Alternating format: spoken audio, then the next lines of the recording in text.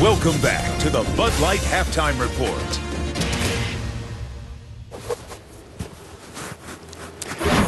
Texas A&M with a 35-17 lead on Arkansas at the half. Glad to be joined here on the Bud Light Halftime Report by the head coach at Oklahoma State, Mike Gundy. And Mike, you didn't quite get gashed on the ground the way Bob Petrino did in the first half, but you had a similar situation against A&M last week. You guys were down by 17 at the half.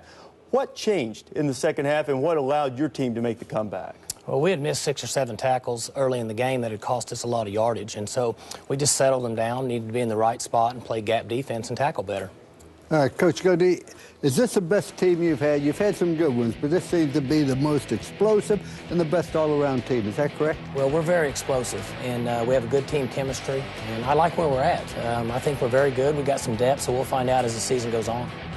When you were able to come back against Texas A&M, as you did last week, sometimes there's just an unbridled joy that comes out of that, particularly during the locker room celebration. And as you take a look at, still with the game face on, as you greet the guys, some of the fellas start dancing and celebrating, and then the newest dance craze to hit the internet, Teach Me How to Gundy, right? Well, I don't know if it's the newest one out there, but, we've done that 2 or 3 years. I'm surprised somebody hadn't gotten that out earlier, but the look on those players' face, the smile, the enjoyment that you get out of it is just, I get a big kick out of it. We had a lot of fun. What is the status of your hamstrings after that one move? Well, it's really my hip flexor. I've had several people text me and say they want lessons, and I say I'm on the 2-week disabled, so I'm not going to be able to help them for a while. How are you going to be on Dancing with the Stars and still coach? I mean, that's a natural audition there. I don't think Dancing with Stars has any interest in me. That's all I've got right there, one move. So. You could take him to Rita School of Jazz and dance with you. I mean, you guys would be ready to go. Can we get moves from both of you? Oh, absolutely. At my age, I'm lucky I could move, period.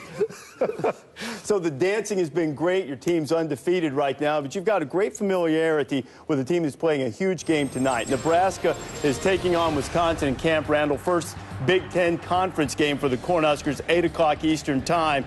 And Wisconsin, they've been on a roll in the regular season, but Nebraska coming in, Mark, coming into this game and ready to go against Wisconsin. Well, last year you faced Taylor Martinez. He had the 5 touchdown passes. What are the keys to stopping him running and passing? Well, you have to be balanced on defense. You hear people talk about being balanced on offense, and I think this will be a very interesting game because Nebraska's not only going to walk up and play on Wisconsin and force them to throw it some, but Taylor Martinez, if he starts throwing well after the running game, he can make big plays.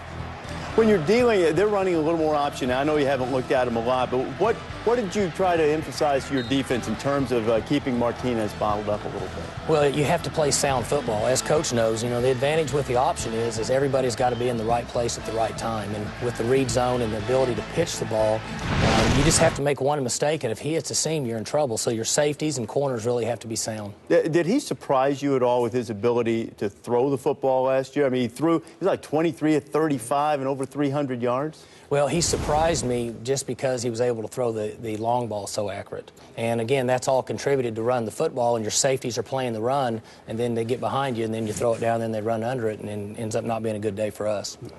Well, it's been a good day this year so far. Every Saturday and Thursday night when Oklahoma State has played, Cowboys have their eye on perhaps winning the Big 12, maybe even making it to the BCS championship game. Mike, thanks a lot for spending some time with us. You bet. Glad to be here. Okay, can we get you two to dance as we Come on, you guys stand up. I've seen him. I've seen him at times. When you coach dance, it comes naturally. Yeah, look, you want to see some moves? I'm going to show you some moves. Old Shoelace putting it on Minnesota in the Little Brown Jug game.